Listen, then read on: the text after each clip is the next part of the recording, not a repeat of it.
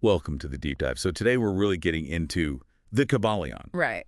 Um, it claims to have like the secrets of ancient Hermetic philosophy, passed down from Hermes Trismegistus himself. Like we're talking like seriously old school wisdom here. Yeah, and it's not just like the age. That's intriguing. The Kybalion itself, it almost like dares you to understand it. Oh, really? There's this air of exclusivity to it. Like these teachings, they're only meant for those who are like ready to hear. Oh, so it's like they're saying, like, if you don't get it, you weren't meant to.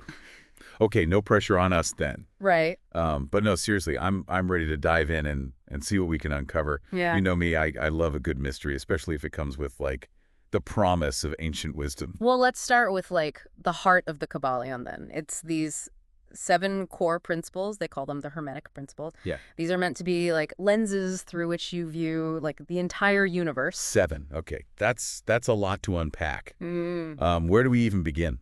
Okay, well, let's start with a question that I think resonates with like a lot of people. Have you ever felt like you have like more potential than you're currently expressing? Sure. Like there's a part of you that could be more, do more, be more. Yeah, absolutely. Who hasn't? So how does that relate to the Kybalion? Well, that feeling, that yearning for like something greater that connects directly to the first Hermetic principle, mentalism.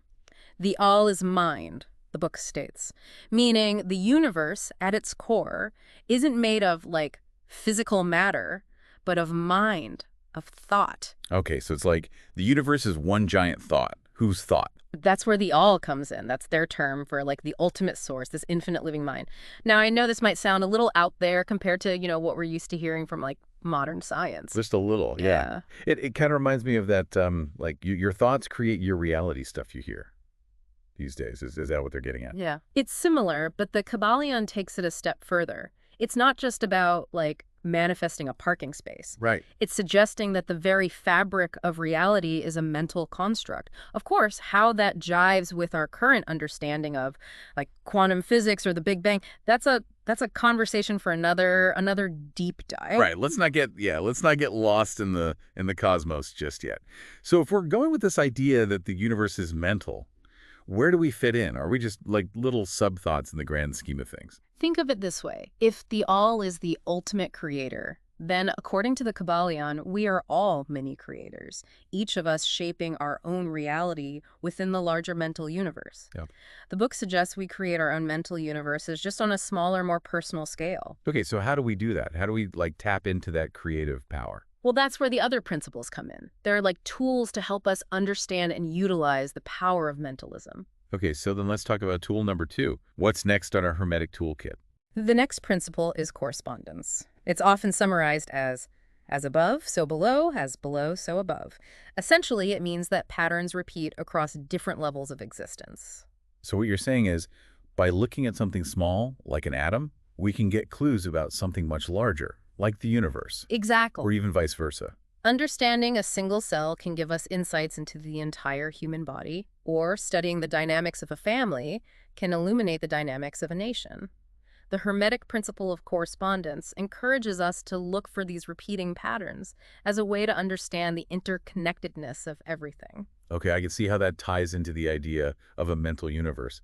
If everything is ultimately connected through this, like underlying mental energy, then it makes sense that we'd see similar patterns reflected at different scales, right? Precisely. It's like looking for fractals in nature, those repeating patterns that show up everywhere from snowflakes to coastlines. Right. The Kybalion is suggesting that the same principle applies to the mental universe as well. Okay, so we've got the mental universe as like the foundation and correspondence as a kind of framework for understanding how everything's connected. What other tools do we have to work with? Well, this next one is interesting, especially in light of modern science. The third principle is vibration, and the Kybalion puts it simply, nothing rests, everything moves, everything vibrates. Now, modern science actually backs this up. It does. How so? Well, think about it this way. Science has shown that even, like, seemingly solid objects are made up of atoms in constant motion. Right. And atoms themselves are composed of even tinier particles vibrating at incredible speeds. Right, like that whole matter's energy thing. Yes. I'm starting to feel a bit less solid myself. Exactly. And just as there are different frequencies of sound or light, the Kybalion says there are different frequencies of everything. the difference between a rock and a thought, their vibrational rates. So if everything is vibrating, does that mean our thoughts have a vibration too? Absolutely, and that's where things start to get really interesting because according to the Kybalion, the frequency of our thoughts can actually influence our reality. Okay, now you're really speaking my language. This is starting to sound like less like ancient philosophy and more like a self-help book. Yeah. I'm intrigued. Tell me more about how this works. Well, to understand that, we need to dive into the next principle, polarity. Polarity, huh? Like positive and negative. That's a great place to start, but the Kybalion takes it a step further. This Yeah. is where we're really going to put on those hermetic lenses and see things from a whole new perspective. All right, hit me with it. What's this hermetic take on polarity? So we all know like the basic opposites, right? Yeah. Light and dark, hot and cold, up and down. But the Kybalion kind of throws us a curveball. Oh, really? It says that these opposites, they aren't completely separate entities, Okay. but rather like extremes on the same spectrum. Hold on. Are you saying there's no real difference between, say, love and hate? Not exactly. Think of it like a temperature scale. Okay. Heat and cold are just labels we give to different degrees of temperature. The Kybalion suggests that a lot of opposites, including emotions like love and hate, they're more like points on a spectrum than like entirely different things. Okay, I think I'm starting to see where you're going with this. So it's less Yeah. about things being like either and more about how much of something exists. Exactly. And this is where it gets really interesting Okay. because the principle of polarity suggests that we can actually shift our experience by like moving along those spectrums. So instead of trying to like fight off negative emotions, we can kind of shift our focus toward cultivating their like positive counterparts. Like instead of wishing fear away, we can like focus on building up courage. You're getting it. Yeah. The Kybalion calls this mental transmutation. It's about using our understanding of polarity to consciously transform our mental states. All right, now this is starting to sound a bit more like that ancient alchemy I was expecting. So we're not just talking about like positive thinking here, but about actually transmuting our thoughts and feelings, right? You got it. And the Kybalion is full of practical exercises and techniques for doing just that. Okay. But before we get ahead of ourselves, Right. let's talk about the next principle because it ties into everything we've discussed so far. Okay. Lay it on me. What other hermetic wisdom is waiting to be unlocked. Principle number 5 is rhythm. And no, it's not about busting a move, though it can feel like a dance sometimes. Everything flows out and in, everything has its tides, all things rise and fall, as the Kybalion puts it. Think about like the natural cycles we see all around us, day and night, the seasons, the phases of the moon, even our own breath. Okay, I'm with you so far. Everything has a rhythm, like a natural ebb and flow, but I have a feeling the Kybalion doesn't stop at just like observing this, right? You know it. The Hermetics suggest that by understanding this principle of rhythm, we can actually learn to navigate the ups and downs of life with more like grace and awareness. So instead of being like tossed around by those inevitable highs and lows, we can learn to kind of ride the waves, so to speak. Precisely. Think of a ship sailing through a storm. Okay. The storm is still there, but the ship isn't at its mercy if the captain knows how to navigate those waters. So how do we become better captains of our own ships, metaphorically speaking? How do we use this principle to our advantage?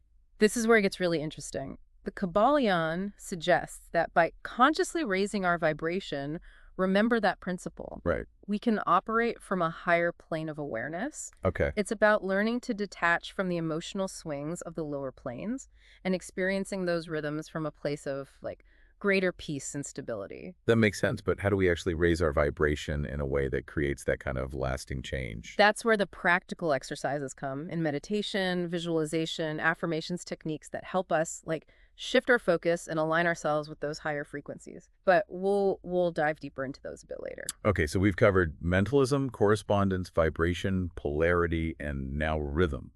5 down, 2 to go. What's next on our Hermetic journey? Get ready for a big one, cause and effect. Every cause has its effect. Every effect has its cause. Everything happens according to law, as the Kybalion puts it. No random chance, just an endless interplay of cause and effect on a cosmic scale. Sounds pretty straightforward. Every action has a reaction. What goes around comes around, karma, that kind of thing. It's like that, but the Kybalion takes it a step further. Okay. It's suggesting that there's no such thing as a truly random event. Everything that happens is the result of some cause, even if we don't always, like, see the connection. So we're all just dominoes in the universe, fated to follow a predetermined path. That's where it gets really intriguing. The Kybalion suggests that while we're all subject to the laws of cause and effect on, like, the lower planes of existence, Right. we can learn to operate from a higher level of causation. Hold on. Different levels of cause and effect. What does that even mean? Think of it like this. Most people, they live their lives reacting to their circumstances. They're at the mercy of their environment, their upbringing, the opinions of others, constantly responding to external causes. Okay. But as we evolve, Yeah. we can become more conscious of the causes we're setting into motion. So instead of just reacting to life, we can become more like proactive in creating the experiences we want. Exactly. By understanding the principle of cause and effect, we can move from being primarily an effect to also becoming a cause. Okay, I like where this is going. But how do we actually make that shift? How do we become more intentional about the causes we're like putting out into the universe? That's where the seventh and final principle comes in, and it's a fascinating one: gender. Now, before you jump to conclusions, this isn't about what you learned in biology class. Oh, I have a feeling things are about to get interesting. Tell me more. This principle is about a fundamental creative force that the Kybalion observes in the universe. Gender is in everything. Everything has its masculine and feminine principles, as they put it. It's not about, like, physical gender, but rather the interplay of two creative forces that drive creation. So it's kind of like the yin and yang concept. Yes. Those like complementary forces that we see kind of throughout nature. That's a good way to think about it. The Kybalion suggests that these masculine and feminine principles, they're present in everything. Okay. And within us as well. Within us. So you're saying we all have a masculine and feminine side. Exactly. And just like in nature, these two forces, they need to be in balance for creation to occur. The Kybalion uses the analogy of the mind as a mental womb, capable of conceiving and giving birth to new ideas and experiences. A mental womb. Okay, I'm definitely intrigued now.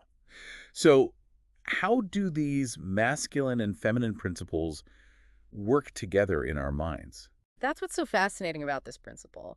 The feminine principle is associated with, like, receptivity, intuition, and nurturing. It's the source of new ideas, inspiration, creativity. And the masculine principle. That's the part of us that takes action, that brings those ideas into form. Right. It's about, like, focus, willpower, and manifestation. So it's like the feminine principle provides like the spark of creation, the seed of an idea, and the masculine principle brings it to life. Exactly. And the Kybalion emphasizes that both forces are essential for, like, true creation to occur. When these principles are in balance within us, we have access to, like, our full creative potential.